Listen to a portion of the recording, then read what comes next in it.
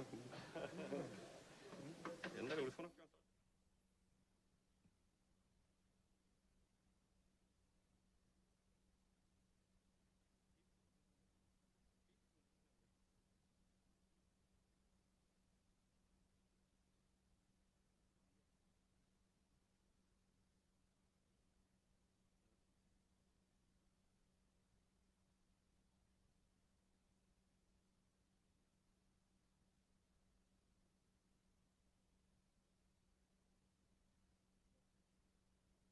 예, 오늘 우리 회의실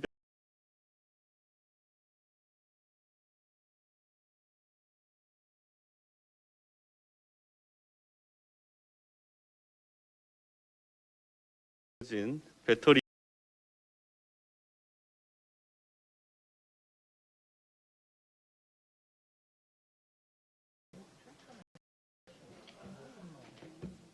저는 의도가 있다 봅니다. 저는 의도가 있다 봅니다. 옛날에 우리 손학규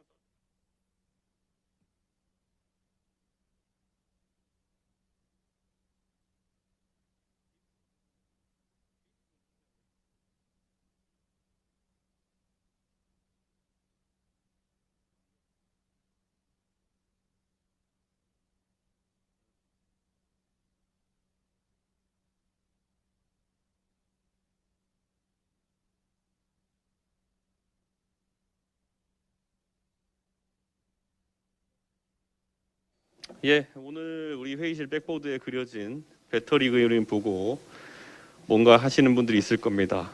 지난주 최재형 전 감사원장의 입당을 시작으로 대선 레이스가 달아오르고 있습니다. 비빔밥을 완성하기 위해 한 분 한 분 사람이 모이고 있는 것을 로딩 중이라고 표현한 것입니다. 앞으로 더 많은 대선주자들과 함께 완전 충전된 상태로 대선 경선을 칠 수 있도록 하겠습니다. 김은혜 신임 홍보본부장과 홍보국에서 수고하셨습니다.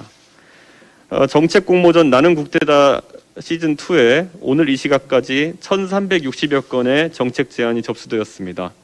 놀랍습니다. 제1야당의 대선 공약을 국민이 만드는 상상, 이제는 현실이 되어갑니다. 이러한 국민들의 열망에 더해 우리 당내 대선주자들의 정책 행보도 더 빠르게 가져갈 것을 주문하겠습니다.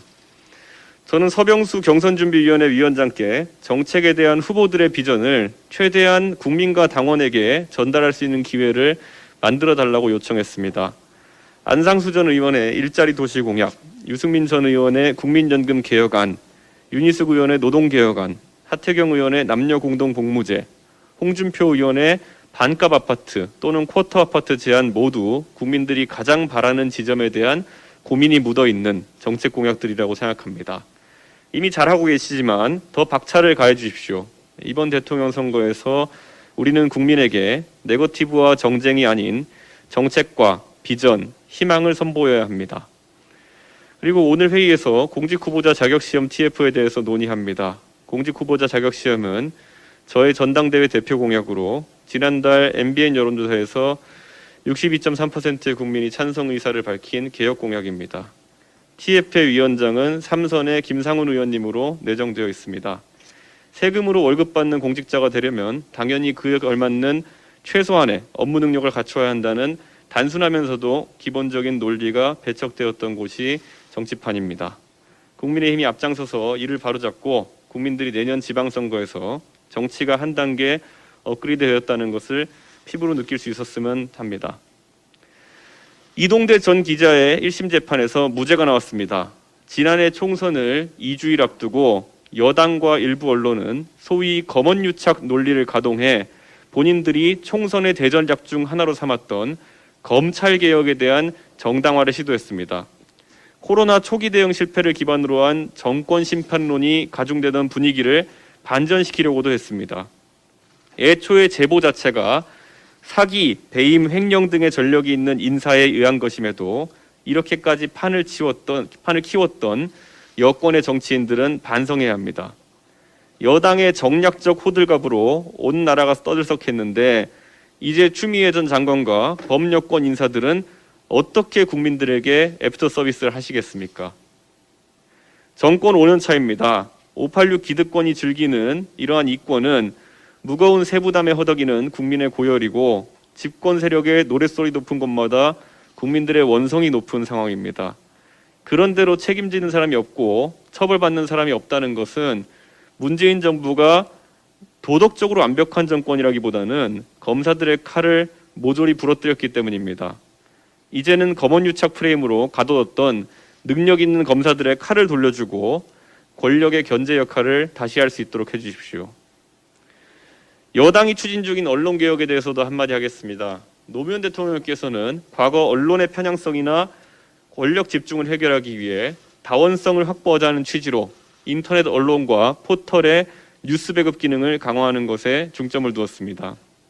언론의 소비자가 최대한 다양한 언론의 보도 내용과 논조를 바탕으로 사실관계 파악을 해나갈 수 있도록 하는 것이 노무현 대통령의 방향성이었습니다. 그리고 이명박 정부 또한 보도 종편 채널 다수 승인을 통해 다원성으로 언론 간 상호 견제가 동작하도록 했습니다. 문재인 정부는 노무현 정부의 계승자를 자처하면서 다원성을 기반으로 한 미디어 정책이 아닌 강압적 언론 통제의 길에 나서는 이유가 궁금합니다. 언론은 국민을 대신해서 질문하고 그 답을 받아서 국민에게 전달합니다. 언론의 무오류성을 강요하는 것은 국민의 무오류성을 강요하는 것과 같고, 언론에 대한 징벌적 손해배상의 강요는 언론사가 아니라 국민의 알 권리를 위축시키는 것임을 여당은 깨달아야 합니다. 문재인 정권의 언론 장악 시도가 계속되고 있습니다. 즉각 중단해 줄 것을 다시 한번 강력하게 요구합니다. 내년 대선과 지방선거를 앞두고 노골적인 이와 같은 시도가 금주에 더 본격화될 것으로 우려됩니다. 민주당은 신문 등의 진흥에 관한 법, 일명 언론중재법을 국회 문체위에서 강행 처리하려 하고 있습니다. 코로나로 민생은 파탄 직전인데 집권 여당이 이에 대한 무한 책임을 느끼기는커녕 권력 유지에만 혈안이 되어 있는 모습입니다. 청와대와 여당이 추진하려는 일명 언론중재법은 언론 재갈 물리기 법입니다. 이 법은 가짜뉴스를 보도한 경우 최대 5배의 손해배상을 하도록 하고 있습니다.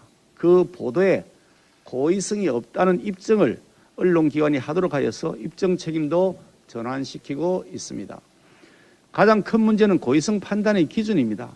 여권의 정치적 이해관계에 따라 고무줄 잣대가 될 것이 뻔합니다.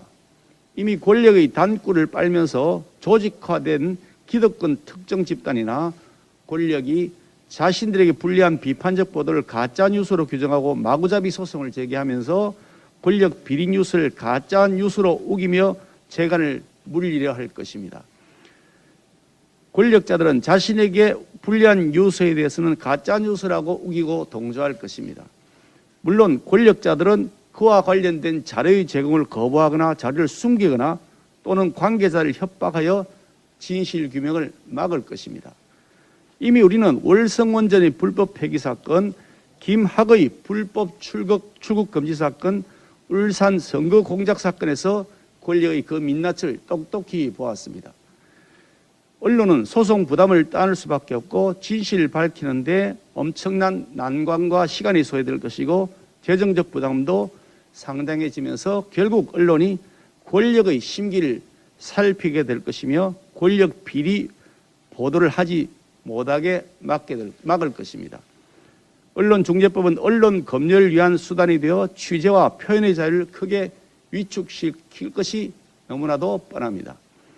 문재인 정권과 민주당은 가짜뉴스의 기준을 옳고 그름에 두고 있지 않습니다. 자신들 향한 비판은 아무리 사실에 입각해도 가짜뉴스라고 합니다. 대학만 가면, 취업만 하면, 승진만 하면 눈앞에 놓인 목표를 위해 내가 정말 원하는 건 다음으로 미뤄왔다. 그리고 이제 시작된 나의 그림의 세계. 아, 그래. 바로 이거였어. 나의 꿈, 나의 재능. 그림을 그리는 소희 씨야말로 그림같이 아름답군요. 볼까요? 아이씨. 누구? 전데요. 이제 저의 부캐도 성장시키고 싶어요. 제 자신을 알고 싶어요. 제 자신을 찾고 싶어요. 자산을 찾고 싶다고요? 네? 자산은 여기서 찾으시면 됩니다. 한눈에 찾을 수가 있어요. 소희 씨가 잊고 있던 자산까지도. 자신을 찾기 위해 떠난 그곳에서 내 자산을 찾았다. 흩어져 있던 내 자산, 소비 패턴, 오직 나를 위한 마이 보고서까지 뭐든지 시작하길 잘했어. 그날 그림을 그리지 않았더라면, 그날 선생님을 만나지 않았더라면. 감사합니다, 선생님. 저는 더 넓은 세상으로 나갑니다. 소희 씨! 또 그만두는 거야? 혹시 미술에 관심 있으세요? 아, 나가서 천단지라도 붙여. 이거 그 소크라테스 그 양반이지? 너 자산을 알라. 너 자신을 알라. 너 자산을 알라. NH 자산 플러스. NH 농협은행. 예쁘게 웃고 있어야지. 다 됐습니다. 이건 아니야. 아니야. 똑같은데. 이만한 건 없어. 잠깐만. 어머, 뭐예요? 어서 들어와요.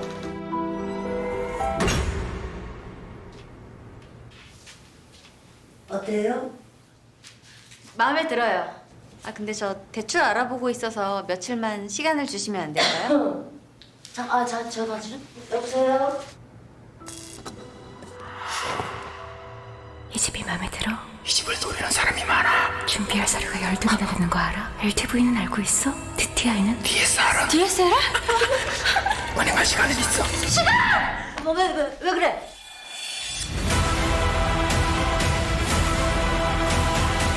집 살 때 대출 걱정 모바일로 상품만에 아파트 대출도 원큐의 이름으로 대출을 고 지금 바로 조회. 하나원큐 아파트론. 그것을 보도한 언론은 기레기라고 하고 언론사는 적폐 언론이라고 몰아붙입니다. 그동안 가짜뉴스의 진짜 발원지는 청와대와 민주당이었습니다. 문재인 대통령 올 2분기에 들어온다고 확언했던 모더나 백신 2천만 명분 어디 있는지 찾을 수가 없습니다. 민주당 고민정 의원이 확보했다고 현수막에 내걸었던 4,400만 명분 백신 어디 갔습니까? 코로나 초기 마스크 대란 상황이 있었을 때 당시 청와대 김상조 정책실장은 이렇게 말했습니다. 깨끗한 환경에서 일하거나 건강한 분들은 마스크 사용을 자제해 주십시오. 아니 마스크 확보조차 못하는 청와대의 무능을 듣기 위한 가짜뉴스 아닙니까? 아랍에미리트에 코로나 진단키트를 첫 수출했다고 한 청와대의 발표, 또 국내 코로나 진단키트가 미 식품의약국의 사전 승인을 받았다고 한 외교부의 발표, 모두 K방역 자화자찬을 위한 가짜뉴스로 드러났습니다. 환경부 블랙리스트 사건 관련해서 청와대는 체크리스트라고 했지만 1심 재판부는 청와대와 장관의 공모를 인정해서 김은경 전 환경부 장관과 신미숙 청와대 균형인사비서관에게 실형을 선고했습니다. 사실은 블랙리스트가 맞았던 겁니다. 그런데 가짜뉴스를 청와대가 생산한 겁니다. 이처럼 청와대 문재인 정권은 무능과 실정을 덮고 국민을 눈속임하기 위해 거짓말, 가짜뉴스 생산을 서슴지 않고 있습니다. 검찰 장악을 하기 위한 목적을 가지면서 검찰 개혁이라고 우기더니 언론 장악을 위한 목적을 가지면서 언론 개혁이라고 우기고 있는 모습입니다. 여기에서 우리 국민들은 다시 한 번 더 이 정권을 교체해야 되는 명확한 이유를 발견하게 될 것입니다. 문재인 정권 집권 초기에 KBS의 강규형 이사 무리하게 불법 해임했습니다. 청와대 홍보수석 출신 여당 윤영찬 국회의원 카카오 들어오라고 하면서 포털 장악에 나섰습니다. 문재인 대통령은 이제 대통령 선거를 앞두고 방송통신심의위원장에 노골적으로 정치 편향 행각을 보여왔던 친정권 인사 정연주를 안치려 하고 있습니다. 그리고 언론중재법을 개하게 만들면서 언론 장악의 마지막 퍼즐을 맞추려 하고 있습니다. 문재인 대통령이 이렇게 말했습니다. 취임 100일 전 국민 앞에서 말한 내용입니다. 문재인 정부는 언론을 장악하려는 시도를 하지 않겠다는 것을 약속합니다. 문 대통령이 앞장서서 이런 가짜뉴스를 퍼뜨리는 선봉장이 되어 있습니다. 참으로 부끄러운 일입니다.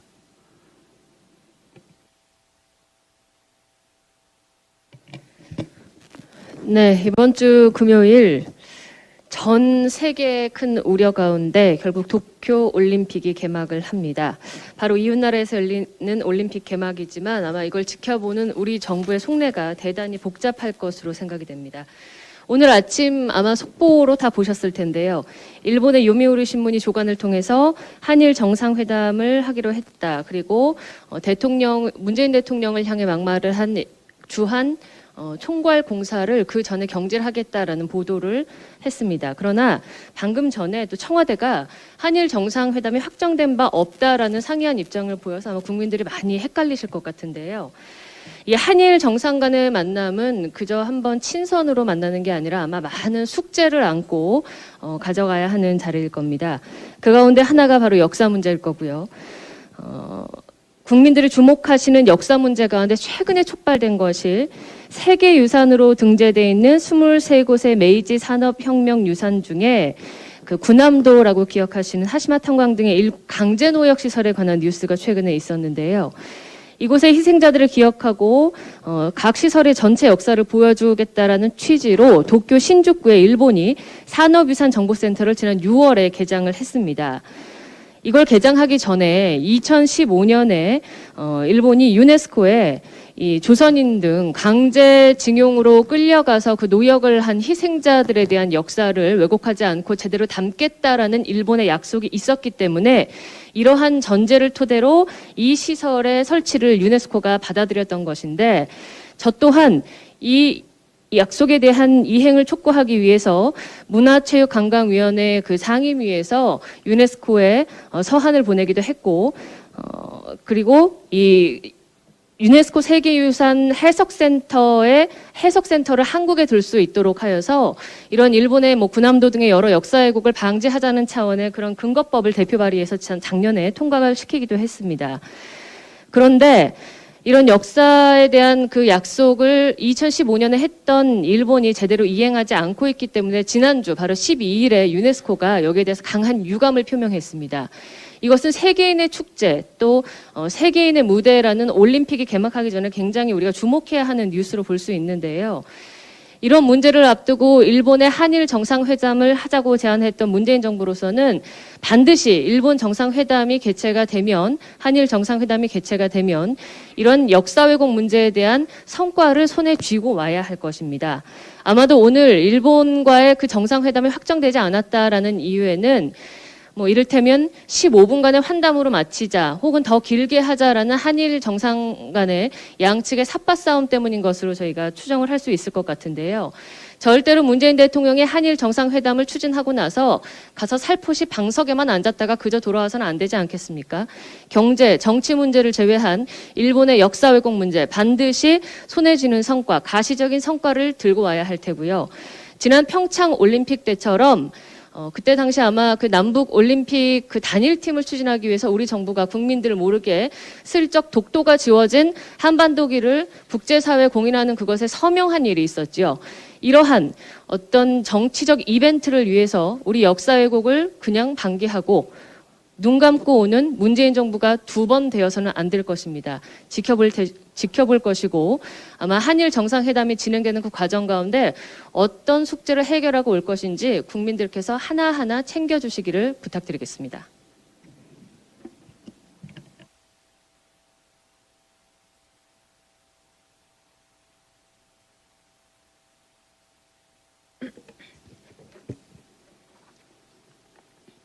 민언연, 민주언론시민연합. 이름은 그럴듯한데 공작 정치를 적극적으로 합세하여 해놓고 반성도 없이 적반하장식으로 나오고 있는 단체입니다.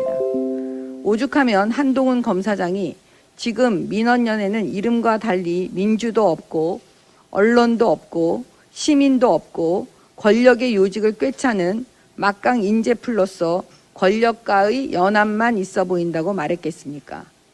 진중권 교수는 민원연은 동료 시민에게 폭력을 가하고도 반성과 사과를 모르니 사악한 인간들이라며 사회적 흉기가 되었으니 스스로 해체하라고 직격탄을 날렸습니다. 민원연은 채널A 기자와 한동훈 검사장에 대해 검언유착이라는 프레임을 만들 때 고발자 역할을 하였던 단체입니다. MBC가 보도하고 10일도 안 돼서 민원연이 고발을 합니다. 이성은 중앙지검은 빠르게 배당하고 압수수색해 나갑니다. 결국 기자는 구속되고 한동훈 검사장은 폭행을 당합니다. 민원연, 언론 감시 운동을 한다고 하면서 언론단체를 가장한 여당의 이중대 역할을 하고 있습니다. 완장찬 홍위병들처럼 행세하여 다들 두려워하고 있습니다. 마치 민원연이 좌표를 찍으면 압수수색도 시키고 결국 구속도 시키는 그런 형국이 되어버렸습니다. 그렇다 보니 민원연은 종편 방송과 방송 출연자, 방송 관계자들이 가장 두려워하고 무서워하는 괴물이 되었습니다. 방통위와 방심위를 통하여 종편 방송에 대하여 마치 재승인 취소 한 해 만에 하면서 방송 장악을 하고 있습니다. 이제 국민들께서 민원연을 좌표 찍어 주십시오. 이제 민원연이 수사받아야 할 차례입니다. 이번 기회에 진중권 교수 말대로 사회적 흉기가 되어버린 민원연을 해체시켜야 합니다. 민원연 출신이 한상혁 방통위원장이고 최근 더불어민주당과 청와대가 민원연 출신 김유진, 정민영을 방심위원으로 추천했습니다. 결국 모두 한 통속입니다. 문재인 정권이 방송 장악을 어떻게 해오고 있는지 이제 국민들께서도 조금씩 알아가고 계십니다. 이들이 대한민국 방송 심의를 하고 규제를 한다는 최고의 기구인데 권력의 도구가 되어버렸으니 민원연은 해체하고 방통위와 방심위는 편향되지 않는 정상적으로 방송심의 규제를 할 수 있는 사람들로 임명해야 합니다. 물론 잊어서는 안 되는 것이 있습니다.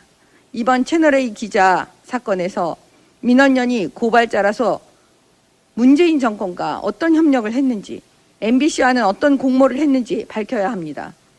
바로 이런 것이 국정농단입니다. 바로 이런 것을 국회에서 국정조사해야 합니다. 우리 국민들께서 꼭 주목해 주시고 이것을 어떻게 지금 이들이 움직이고 있는지 살펴주신다면 나쁜 권력은 이길 수 있습니다. 감사합니다.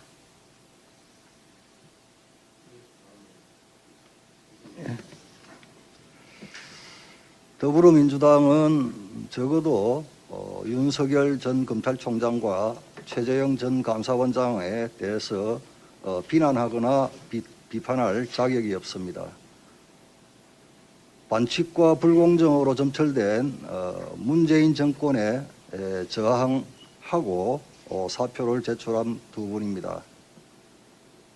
문재인 정권의 공분을 금치 못하는 국민들께서 지지해주는 현상입니다. 더 이상 윤석열 전 검찰총장과 최재형 감사원장에 대해서 자격도 없이 염치도 없이 비난하고 비판한 것은 금해주기를 바랍니다. 더불어민주당과 정부, 청와대가 오늘 아침 고위 당정청 회의를 갖고 소상공인 피해 방안에 대한 논의를 하였다고 합니다. 먼저 우리 국민의힘이 강조해온 것처럼 소상공인과 자영업자에 대한 손실보상과 지원 규모를 늘리기로 방향을 잡은 것에 대해 늦었지만 다행이라 생각합니다. 이미 코로나로 망연자실한 우리 소상공인 자영업자들은 거리두기 4단계 격상으로 이제 먹먹하고 막막할 뿐입니다. 이번 추경은 소상공인 자영업자, 즉 실질적으로 피해를 입은 분들에게 핀셋 지원을 하는 것이 최우선입니다. 그러나 정부 여당이 이를 핑계로 추경 규모를 늘리거나 국채 상환 규모를 줄여 국가 재정과 국민 세금 부담을 늘려서는 안 될 것입니다. 1차 추경 또는 본 예산에 편성되었던 예산과 중복되거나 실효성이 없거나 집행률이 저조한 예산부터 과감하게 삭감해야 할 것입니다. 또한 가짜 일자리 예산, 선심성 예산 역시 대폭 삭감이 필요합니다. 저희 국민의힘은 불효불급한 예산 낭비는 줄이고 지원이 시급한 피해 계층에 핀셋 지원이 될 수 있도록 강력한 예산 심사를 이어갈 것입니다. 이른바 채널A 사건으로 기소된 전현직 채널A 기자 2명이 1심에서 무죄를 선고받았습니다. 검언유착이라고 여권이 맹공격했던 이 사건은 결국 현 정권 인사들과 친정권 방송, 사기꾼 등이 합작해 정권 비리 의혹 수사를 강행한 윤석열 전 검찰총장과 한동훈 검사장을 찍어내기 위해 만들어낸 권언유착이라는 제목의 잘 짜여진 시나리오였습니다. MBC는 사기꾼 지모 씨와 짜고 몰래카메라까지 촬영해 보도했고, 민원련은 보도 일주일 만에 채널A 기자를 검찰에 고발했습니다. 조국 장관 시절 법무부 인권국장 출신인 열린민주당 황희석 최고위원은 MBC 보도 9일 전 청와대 비서관 출신인 같은 당 최강욱 대표와 찍은 사진을 SNS에 올리며 이제 둘이서 작전에 들어간다고까지 했습니다. 추미애 전 장관은 한술 더 떠 직권을 남용해가며 이 사건을 윤 전 총장 공격에 적극 활용했습니다. 작년 7월 수사지휘권을 발동해 윤 전 총장을 이 사건 지휘 라인에서 완전히 배제시켰고, 작년 12월 윤 총장 징계 사유에 채널A 수사 방해를 포함시켰습니다. 이성윤 전 중앙지검장 또한 수사팀이 한동훈 검사장 무혐의를 9차례나 보고했지만 전부 묵살했습니다. 당시 주임검사였던 정진웅 검사는 한동훈 검사장 독직 폭행 혐의로 재판 중입니다. 그럼에도 이들은 정권에 충성한 공으로 모두 승진까지 했습니다. 1심 판결에도 불구하고 추미애 전 장관, 민원련 등은 반성과 자숙은커녕 억지와 궤변만 늘어놓고 있습니다. 특히 추 전 장관은 이번 1심 판결에 대해 완벽한 검언의 재판방해라는 궤변을 늘어놓으며 난데없이 검찰개혁을 주장하고 있습니다. 법무부 장관까지 지냈고 여당 대선 후보라는 사람이 앞장서서 사법불신을 조장하고 있는 것입니다. 이제 1심 재판이 끝났을 뿐이지만 이번 사건과 관련된 인사들은 반드시 책임을 져야 할 것입니다. 이상입니다.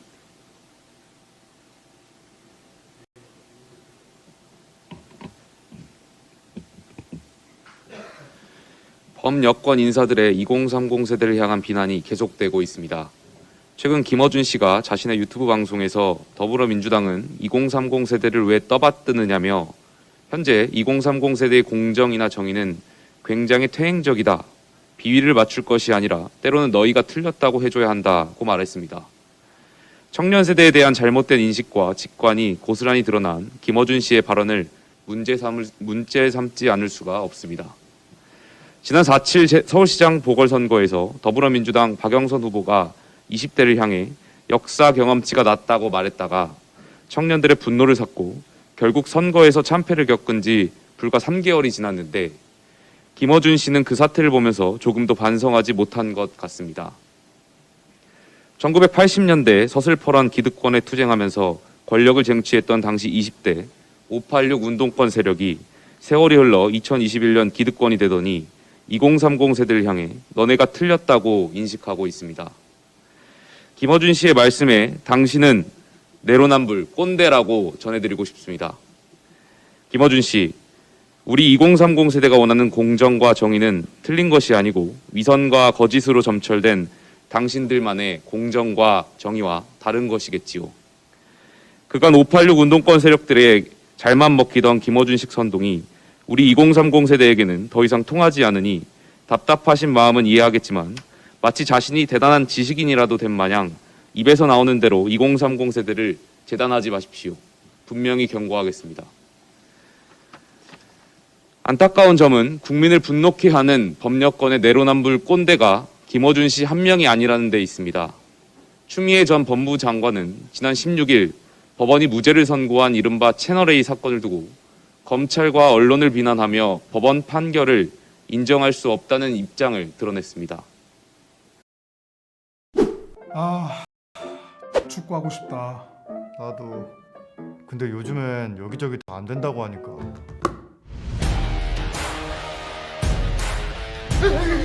어려워. 장소 내가 볼게. 체육시설대관의 스트라이커 최의. KB 브레이브 걸스. 평일 대중교통 타잖아. 내 차 두고. 그래서 다이렉트로 아껴준다고. 할인하는 KB. 할인하는 KB. KB 손해보험 다이렉트 고객이라면 대중교통 할인 특약이 가능하니까. KB 다이렉트 대중교통 할인 특약. 마일리지 할인 특약도 동시가입. 자동차 보험은 역시 KB 다이렉트. KB 손해보험 다이렉트. 유전자 보험도 KB 다이렉트. 전직 판사 출신이자 차기 대통령에 도전하시겠다는 분께서 법원의 정당한 사법적 판단에 이런 잣대를 들이대시니 문재인 정부 아래에 무너진 법치주의의 단면을 실감하게 됩니다. 586 운동권 세력분들께 고합니다. 본인들만이 선이고 정의라며 여기에 조금이라도 이의를 제기하면 너네가 틀렸다고 적폐몰이를 하는 당신들의 이분법적 사고를 2030 세대 힘으로 반드시 청산하겠습니다. 한 가지 더 붙여서 말씀드리겠습니다. 방금 속보에 따르면 청해부대 301명 중 247명이 코로나 확진됐다고 합니다. 멀고 먼 타지에서 나라를 지키는 장병들의 안전을 책임지지 못해 죄송하고 이들을 코로나의 위험에 노출시킬 수밖에 없었던 정부의 부족한 백신 수급이 불러온 이 상황이 개탄스럽습니다. 최근까지도 북한의 백신 지원을 검토하겠다 했었던 정부 당국의 입장 발표가 생각납니다. 알량한 대북 환상에서 제발 벗어나시고 북한과 나눌 백신이 있다면 부디 일선에서 나라를 지키는 국군 장병을 위해 먼저 사용해 주시기 바랍니다. 이상입니다.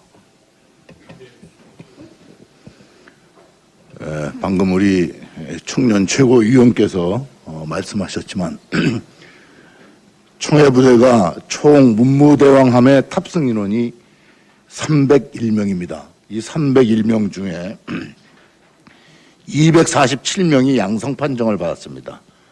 그리고 50명이 음성이고 4명은 판정 불가하다고 아침에 최종 보도되었습니다. 3명이 집중관리하다가 그 중에 2명은 이제 상태가 양호해져서 1명이 지금 집중관리하고 있습니다. 이렇게 될 때까지 우리의 정부는 무엇을 했습니까? UN 평화유지군은 UN에서 백신을 전 세계에 수요되는 양을 전부 다 보급해 줬습니다. 그래서 국가를 불문하고 UN 평화유지군으로 참가한 군인들은 모두 다 백신 접종을 받았고 우리 군도 마찬가지입니다.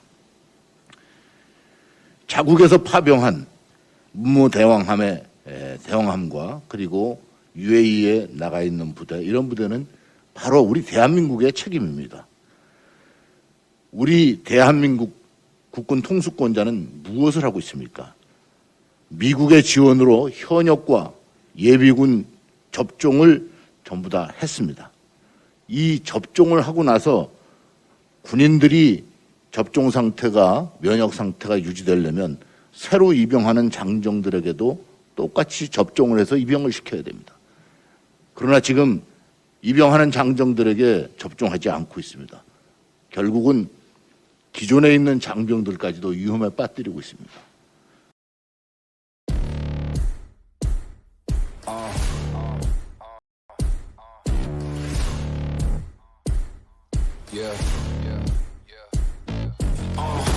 Pardon me and my tone.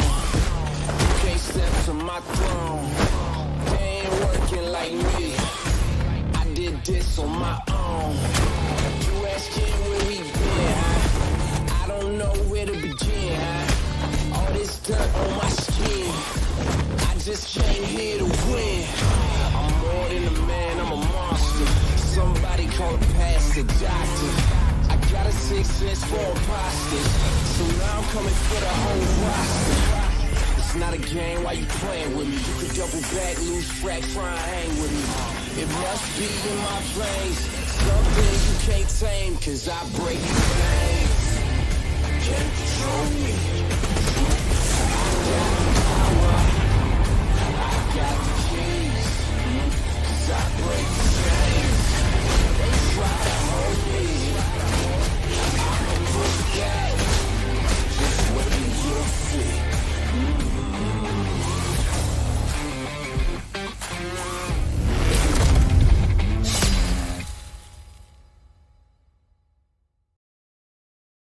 대학만 가면, 취업만 하면, 승진만 하면 눈앞에 놓인 목표를 위해 내가 정말 원하는 건 다음으로 미뤄왔다.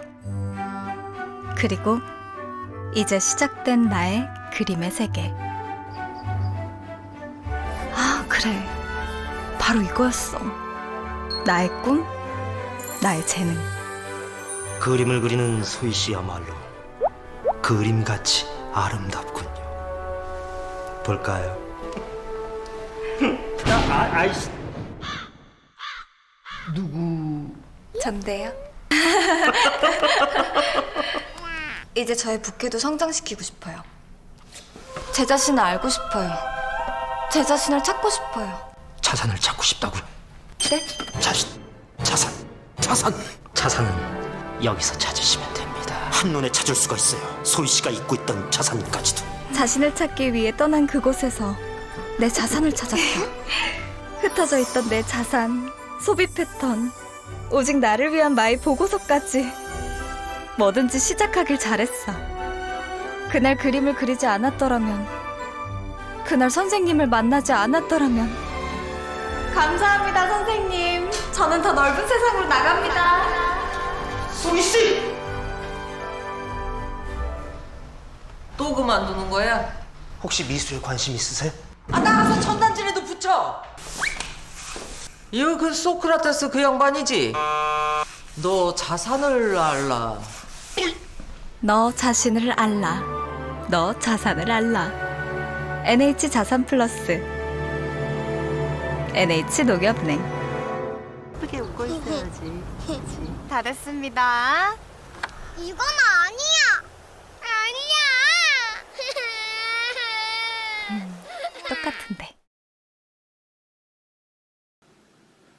아무런 대책도 없이 그저 2030의 일부로서만 취급하는 이와 같은 청와대는 진정한 국군 통수권자로서의 역할을 전혀 수행하고 있지 않습니다. 국민들이 국방부를 원망하고 책임을 물어야 한다고 하지만 저는 그렇게 생각하지 않습니다. 통수권자인 대통령의 책임입니다. 그리고 책임을 물어야 합니다. 어떤 종교 단체에서 집단 감염자가 발생했을 때 우리 행정력을 총동원해서 모든 징벌을 수행하지 않았습니까? 301명 중에 407명이 양성 판정을 받은 우리 국군에 대한 책임은 누가 져야 됩니까?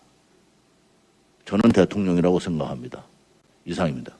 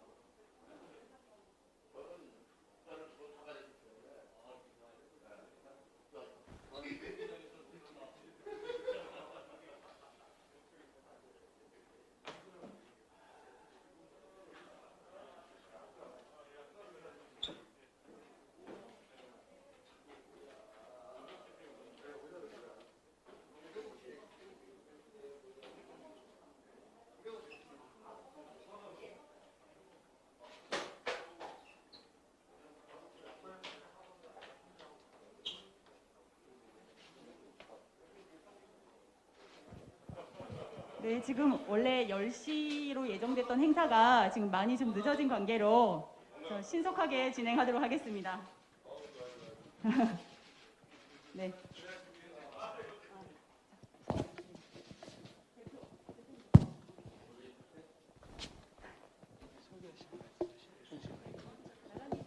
우리 박혜민 대표 여기.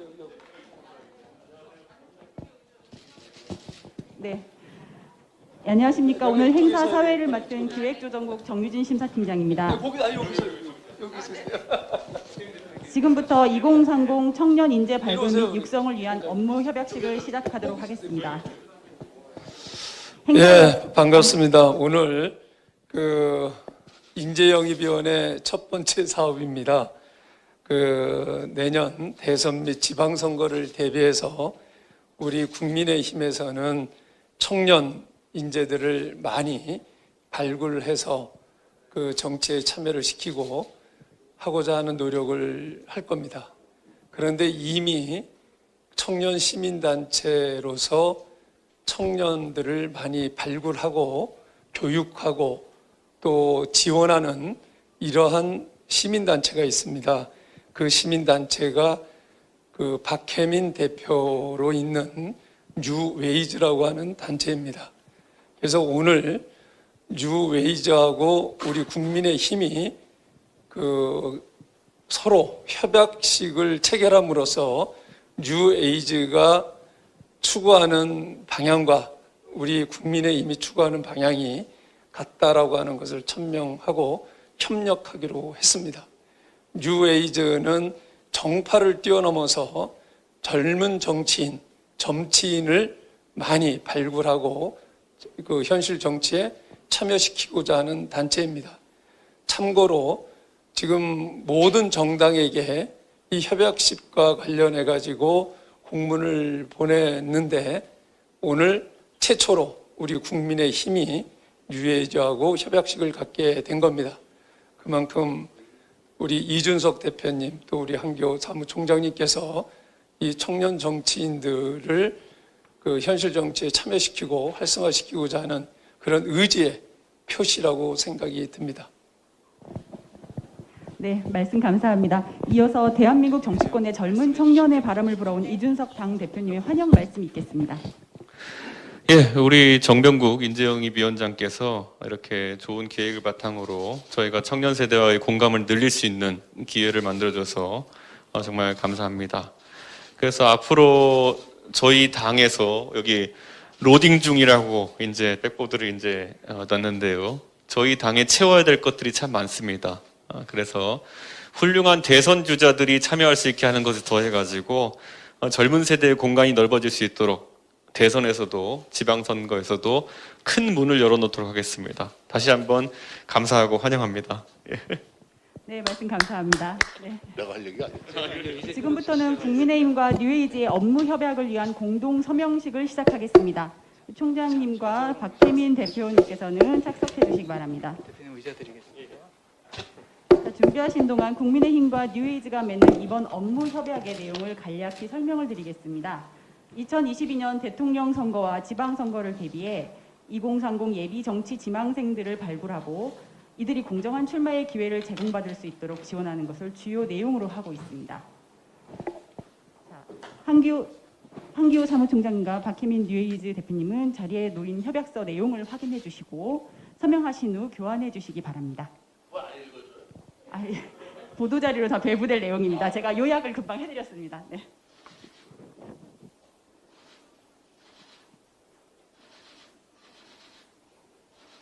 네, 총장님과 대표님은 교환받으신 협약서에 다시 한번 서명해 주시기 바랍니다.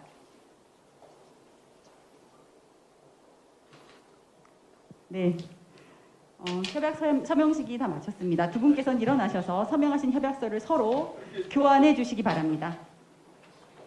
예, 교환해 주시면 됩니다. 네네. 기념 촬영, 예, 기념 촬영하도록 하겠습니다. 네.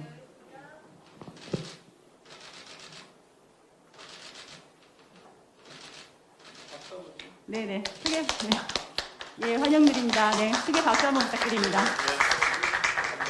네. 예. 그 자리에 착석하신 후 잠깐 그 총장님 말씀과 대표님 말씀 좀 듣도록 하겠습니다. 저는 실무를 하고 있는 사무총장으로서 큰 나무가 성장하려면 기존에 있는 뿌리만 가지고는 성장하지 못합니다. 그만큼 새로운 뿌리가 내려서 그 뿌리에 의해서 성장하는 나무가 위에까지도 또 나무잎도 풍성해지는 것입니다. 오늘 이 자리가 바로 그 뿌리를, 새 뿌리를 내리는 자리라고 저는 생각합니다. 앞으로 이 뿌리가 착근이 잘 되고 많은 영양분을 흡수할 수 있도록 최선을 다해서 돕겠습니다. 감사합니다. 고맙습니다. 네, 말씀 감사합니다. 박혜민 뉴에이즈 대표님의 인사 말씀 있겠습니다. 네, 안녕하세요. 뉴에이즈 대표 박혜민이라고 합니다. 사실 어느 때보다 저희 세대한테 정치의 역할이 정말 중요한 시기라고 생각을 합니다. 문제 해결의 대상뿐만 아니라 저희가 문제 해결의 주체로서 더 많은 기회를 얻을 수 있도록 내년 지방선거에서 이제 국민의힘의 역할이 정말 중요하고 크실 거라고 생각을 하는데요. 사실 기회와 자원이 부족한 청년들이 더 많은 기회를 얻고 좀 더 성장할 수 있는 기반을 잘 마련해 주시기를 부탁드리고 오늘 그 시작이 된 것 같아서 여러모로 반갑고 감사한 마음입니다. 고맙습니다. 네, 큰 박수 부탁드리겠습니다. 네, 이상으로 국민의힘과 뉴에이즈 간의 2030 청년인재 발굴 및 육성을 위한 업무 협약식을 마치도록 하겠습니다. 네,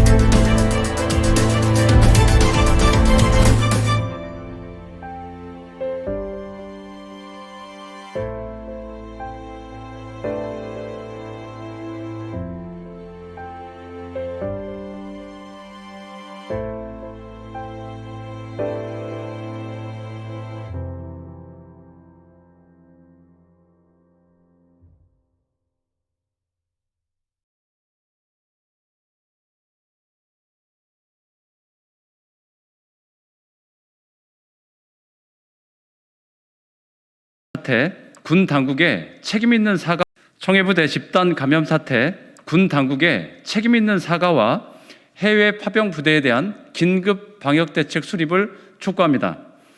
오늘 합동참모본부는 오전 8시 한국 시간 현재 청해부대 문무대항함 34진 승조원 301명 중에 82.1%에 해당하는 247명이 코로나19에 확진된 것으로 확인됐다고 밝혔습니다. 군 내에 유례없는 집단 감염으로 추가 확진자 발생 가능성을 배제할 수 없는 최악의 상황입니다. 지난 2일 감기 증상을 보였던 장병이 나왔는데도 유전자 증폭 검사, 즉 PCR 검사를 하지 않고 간단한 감기약만 처방했을 뿐이고, 지난 10일 다수의 장병들이 비슷한 감기 증상을 보였지만 간이 검사에서 음성 판정이 나오자 적극적 방역 관리를 하지 않은 것으로 밝혀졌습니다. 함정의 공간 특성상 밀집도가 매우 높고 장기간 파병 근무라는 취약한 방역 환경이었음에도 불구하고 이번 군 차원의 허술하고 안이한 대처가 집단 감염의 원인이었다는 비판을 피할 수는 없을 것입니다. 그럼에도 불구하고 청해부대가 2월에 출항해서 백신 접종 시기가 아니었다거나 백신 보관 시설이 없어서 보내지 못했다는 등 책임 회피에만 급급한 군 당국과 집권 여당 더불어민주당의 해명과 태도는 대단히 실망스럽습니다. 이처럼 안이하고 무책임한 태도로는 철저한 원인과 책임을 규명하기는커녕 제대로 된 재발 방지 대책을 내올 수나 있을지 의문입니다. 허술하고 안이한 방역 관리로 집단 감염 사태를 불러온 군 당국은 청해부대 장병들과 그 가족들을 비롯한 시민들에게 공식 사과하고 이번 사태의 원인을 규명할 것과 책임 있는 후속 조치를 촉구합니다. 아울러 재발 방지를 위해 군 당국은 해외 파병 부대 전반에 대해 긴급 점검을 실시하고 백신 접종 및 방역 안전 대책을 책임 있게 내놓아야 할 것입니다. 청해부대 300여 명 장병 모두의 안전한 귀국과 빠른 치료와 회복을 기원합니다. 이상입니다.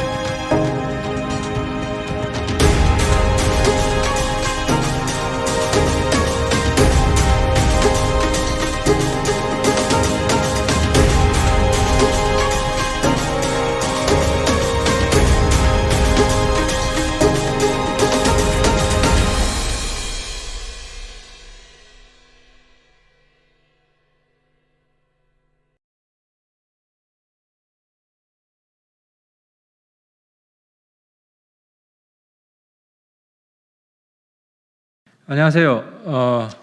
대선 후보이자 국민의힘 국회의원 하태경입니다. 이 자리에 나온 것은 청해부대 247명 병사가 코로나 확진되었습니다. 근데 국방부가 자기 잘못을 인정하지 않고 정말 아무 핑계 대잔치를 벌이고 있습니다. 이 상황에서 도저히 지금 국방부의 말장난을 눈뜨고 볼 수가 없어서 국방부가 왜 거짓말을 하는지 밝히려고 이 자리에 나왔습니다. 지난 4월 달 국방부 장관은 해외 파병 함정은 필수 작전 부대라서 우선 접종 대상이라고 국회에서 확인을 했습니다. 지금 일지를 정리를 했는데요. 2월 초에 청해부대가 출국을 하죠, 올해.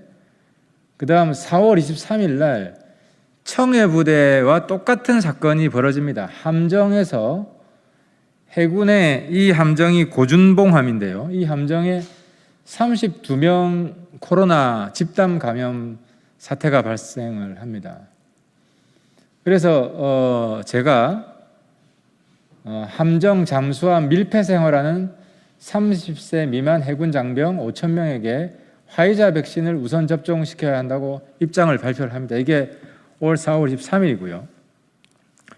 4월 27일 날 국방부 대면 보고를 받습니다. 그래서 국방부가 당시에 이제 우리한테 보고를 한 거는 30세 미만 장병의 경우에 해외 파병, 연합훈련 참가자, 그리고 함정, 이 사람들이 다 필수 작전 부대고 우선 접종 대상이라고 확인을 해줍니다.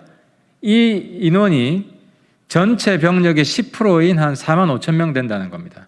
그래서 이 4만 5천 명을 질병청하고 협의해서 우선 접종시키겠다라고 확인을 해줍니다. 이게 저희 의원실에서 4월 27일 날 국방부로부터 대면 보고받은 자료입니다. 이 메모까지 되어 있습니다. 그 인원 10%고 4만 5천 명 정도고.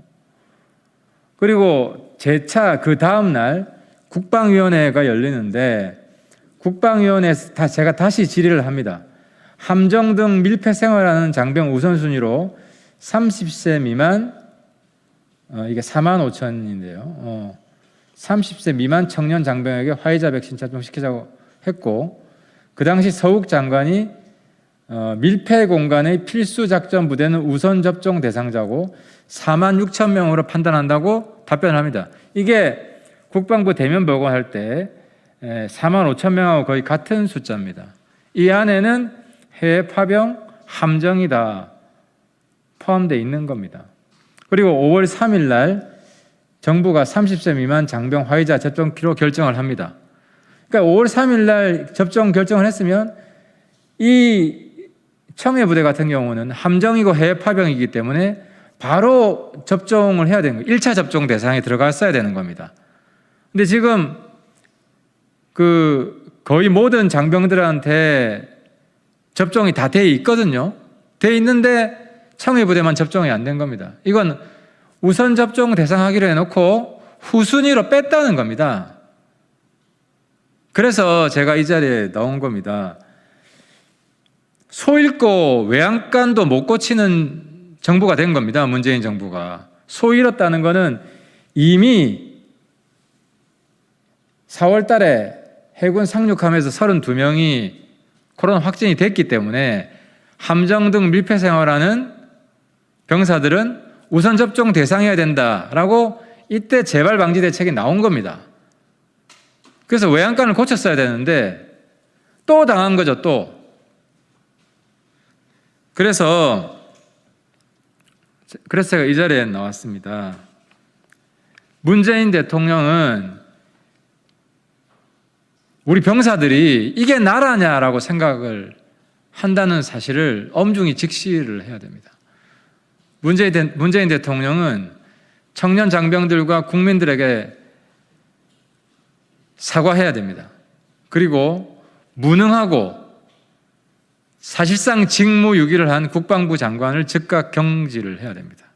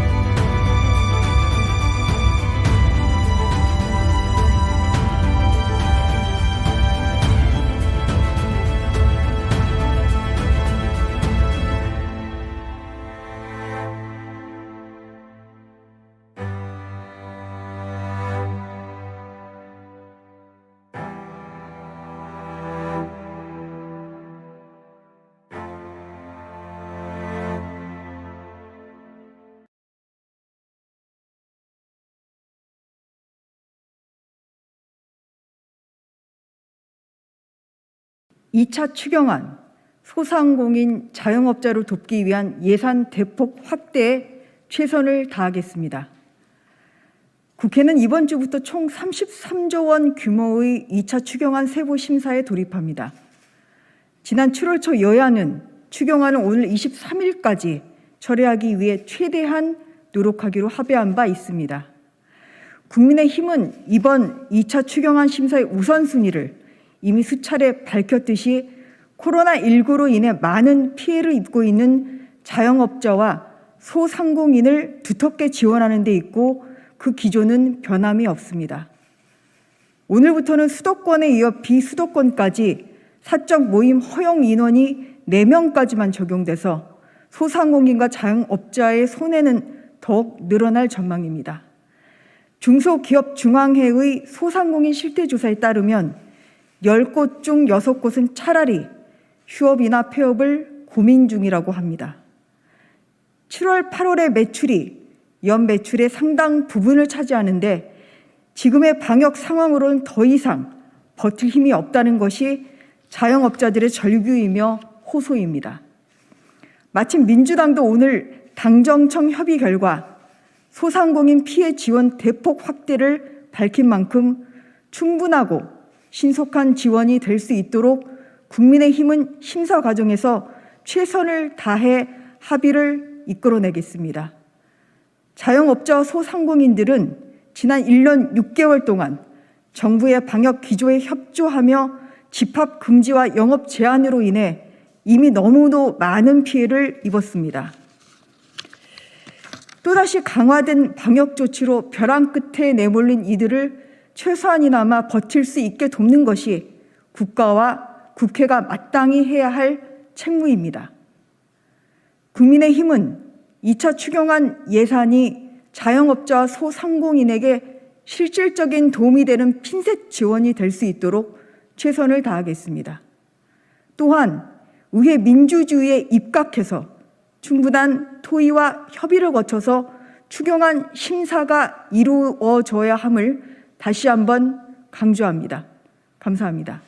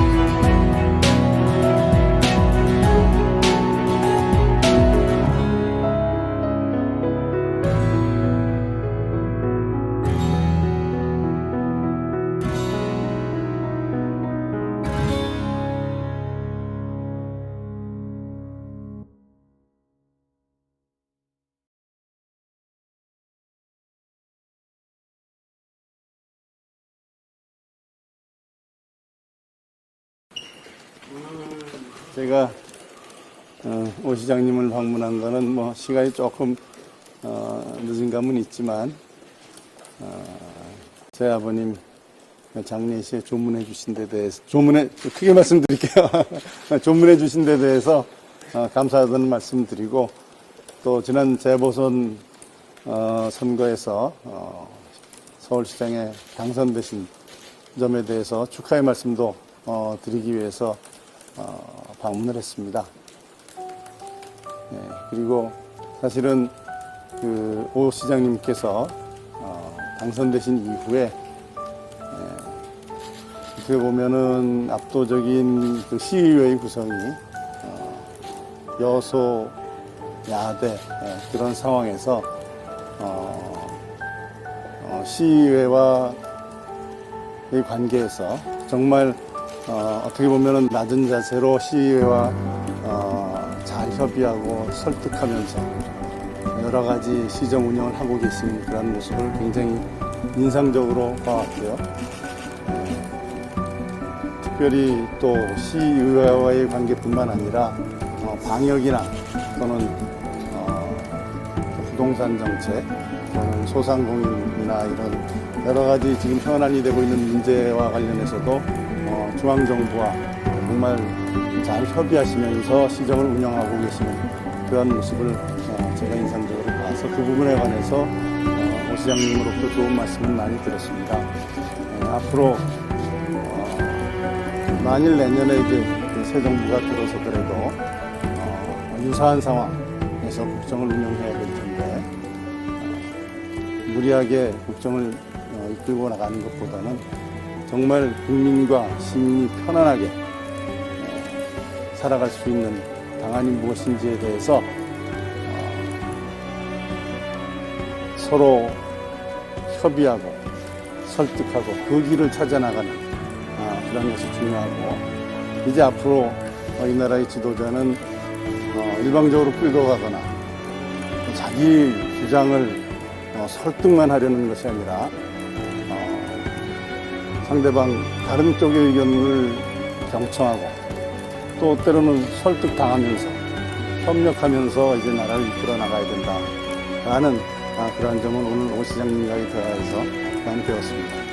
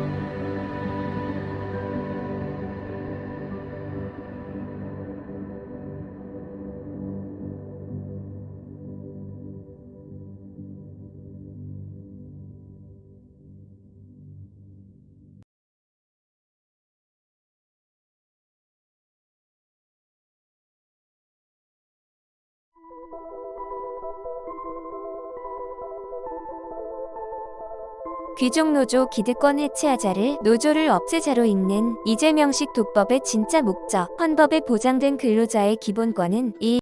단결권, 2. 단체 교섭권, 3. 단체 행동권의 노동세권입니다. 이 중 우리나라가 글로벌 스탠다드에 턱없이 못 미치는 게 2번과 3번입니다. 1. 단결은 자유롭게, 2. 교섭은 건설적으로, 3. 파업은 책임있게의 원칙 중 2와 3과는 아예 담을 쌓았기 때문입니다. 대기업의 지불 능력과 법제도가 보장해준 힘의 우위를 백분 활용해 귀족노조는 자신들 임금만 극대화해왔습니다. 하청 근로자나 비정규직의 처우 개선, 일자리 확대에는 일절 관심을 두지 않으면서요. 정권까지 비호해주는 조직의 힘을 믿고 이젠 건설 현장의 일감마저 독점하려는 민노총의 행패에 직접 관련 없는 국민들까지 분노하고 있습니다. 이런 게 진짜 백이 불공정입니다. 그런데 1호 공약으로 공정성장을 내밀기까지 한 이재명 지사는 지금 이대로를 바라는 듯합니다. 그러니 귀족노조 기득권을 해체해야 한다는 제 주장에 노조를 없애다니 안 될 말이다라고 반응하는 것이지요. 문제의 본질을 회피하고 얄팍한 말장난으로 대중을 현혹하고 여론을 호도하는 나쁜 정치인의 전형입니다. 귀족노조가 자신의 소중한 집토끼이자 돌격병 역할을 해줄 집단이라 기대하는 것이겠지요. 그러니 그런 그가 외치는 공정이 얼마나 공허합니까?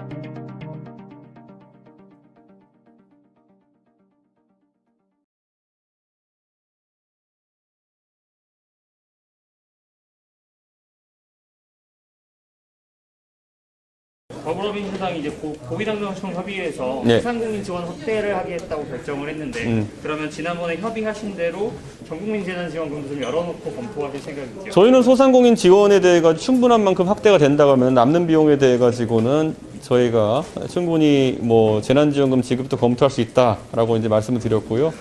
저희 당도 지금 원내지도부에서 그 소상공인 지원 강화에 대해 가지고 일정한 선을 만들어 놓은 것이 있습니다. 민주당이 그리고 당정청이 진정성 있게 그 안에 협의한다 그러면은 쌍무적인 그런 어떤 협의이기 때문에 저희도 당연히 그런 전국민 재난지원금 부분에 대해서 열어놓고 검토할 수 있습니다.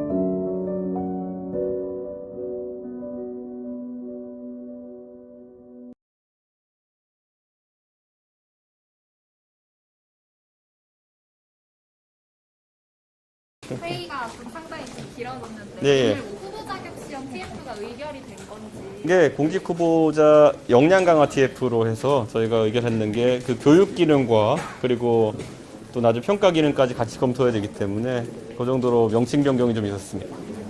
혹시 지도부 이견이 있었진 않았는지. 뭐 이견이 없을 수는 없죠. 근데 이견이 있어도 그게 이제 결국엔 아까 말했던 것처럼 역량 강화 안에 포함된다고 생각했기 때문에 잘 조정이 됐습니다. 역량 강화 그 부분 조금만 더 설명. 그러니까 저희가 어쨌든 제가 몇 번이나 언론에 밝혔던 것처럼 이 공직 후보자 기초 자격 시험이라는 거 처음에 언급된 것도 공직 후보 출마하시는 분들의 그 능력을 전반적으로 향상시키자는 데 의도가 있고 그래서 교육 프로그램을 잘 제공하겠다는 의도가 있었기 때문에 그 부분까지 같이 언급하자라는 취지에서 역량 강화 TF로 이름이 됐습니다. 그러면 뭐 일정 자격 시험이 그러니까 좀 누구나 국민을 대표할 수 있다는 좀 민주주의를 좀 훼손한다? 이런 식의 비판이 좀 있는데 그런 부분도 다 보완이 되나요? 뭐 우리 당은 이미 뭐 도덕성 검증이라든지 뭐 이런 것들도 진행하고 있기 때문에 일정한 피선거권 제한이라는 거는 이미 이루어지고 있습니다. 그런 맥락에서 저희 입장에서는 교육 기능에 방점을 찍겠다고 몇 번 말씀드린 바 있기 때문에 충분히 대다수의 인사들은 통과할 시험이다 이렇게 봅니다. 저는 시험을 한다 하더라도. 예.